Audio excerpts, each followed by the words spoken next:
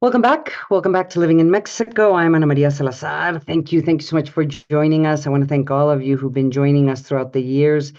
Wow, we've been doing this show, I think, almost 20 years now, since 2004. So it's always great to know you're out there and that you're following us on the weekend, even though for many this is still a holiday weekend. So really, I really appreciate all of you joining us today. Of course, we're going to talk about the elections, just kind of give you an update what is out there. One of the big topics that was discussed this week was the security that is being provided or not to the candidates. I mean, there's different numbers that are being played with in terms of the number of candidates that have been killed. Some NGOs are using more than 20, 25, 26, 27 candidates. The federal government has other numbers, but clearly these being a candidate during this electoral process is dangerous. That's why I really appreciate today's guest, Jorge Lara. You know him well. He's the former Deputy Attorney General. He's been joining us throughout the years to talk about security issues. I know, Jorge, that you're advising some of the candidates from the opposition.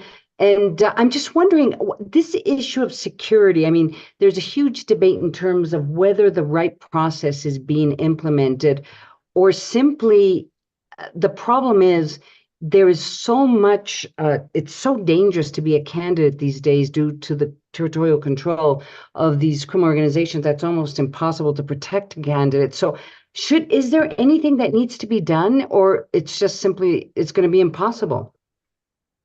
Well, thank you, Ana Maria. It's a pleasure to talk with you. Well, let me start by saying that throughout the years, there's been some strategies that have been successful in order to provide security to candidates and to political parties as well.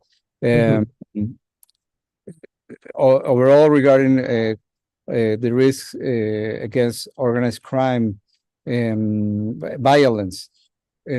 That's why in many elections, in many processes, there has been this roundtable, this committee that have as guests political parties, candidates, governmental officials, of course.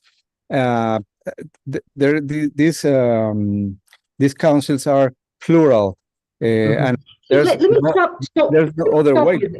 Yeah, let me stop you there. So what you're saying is that because the president, supposedly there is a roundtable or there is mechanisms by which the federal government is supposedly coordinating with the National Electoral Institute, and then they are coordinating with local government authorities. So depending who the candidate is, the security will be provided either by the federal government or by local authorities. And the candidate that was killed, this week in Celaya, I mean, she was supposed to receive, for example, protection from, I believe, local authorities because she was a candidate for mayor. I mean, I'm just trying to understand. So there's something changed, that process is different this time around than in prior years?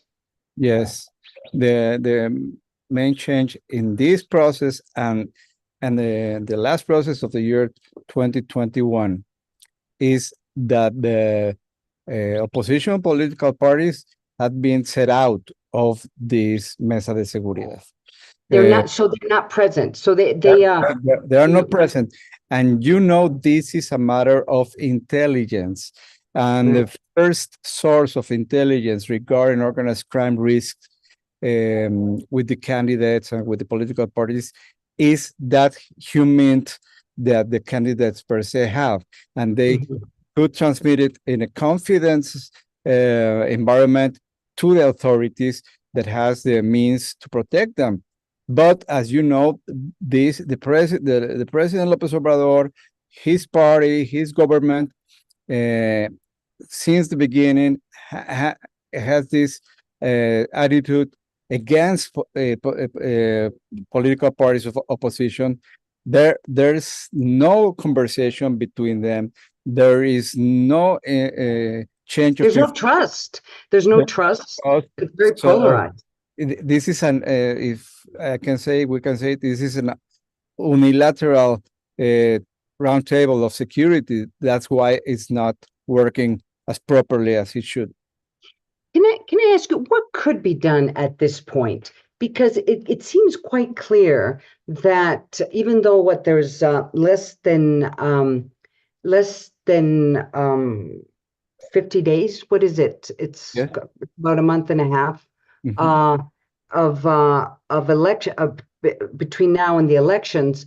I mean, is there anything that can be done now at I this think that stage? yeah, many things. I think the first step is to take seriously the risks and the threats, and of course to make this adjustment by inviting the leaders of the political parties of opposition to speak in confidence in this environment of trust Mhm. that's above anything else, the security and the principles of a state.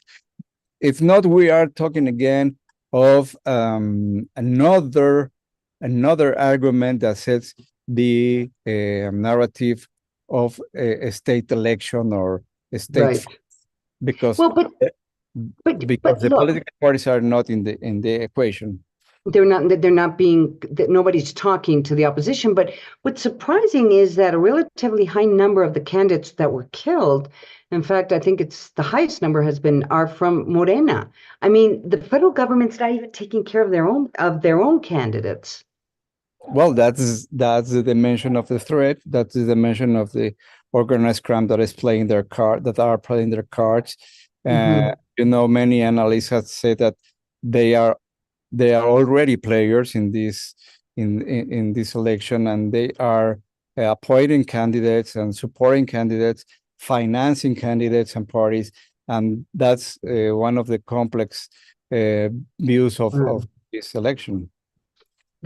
So the big question mark is how much the organized crime may or may not be involved So, in this. for example, we don't know anything about the FIU, intelligence, financial intelligence unit. We don't know what they are doing regarding this illicit financing or channeling of funds to the candidates. And you know that this is one of the very hot topics in these and elections. You know, one of the days that there's the most use of cash is precisely in the eve of the election day and in the day of the election. So we don't know what are the financial authorities of this country doing in order to prevent the NGOs or the organized crime organizations trying to step in the game. It's going to be fascinating because it's clearly a problem uh, for all of the candidates. I think there's going to be very few candidates in this country that probably doesn't feel that they're being just simply because of how organized crime has increased their territorial control. So anyway, you gotta come back soon. I really appreciate talking to you, Jorge Lara, former Deputy Attorney General. He's been joining us throughout the years. It's really nice to have you back on the show. Always a pleasure, Ana Maria. Take care. Thank you. Take care. That was Jorge Lara, and like I said, I always enjoy talking to him. Let's go to commercial break. I'm Ana Maria Salazar, and you're listening and watching Living in Mexico. Don't go away. I'll be right back.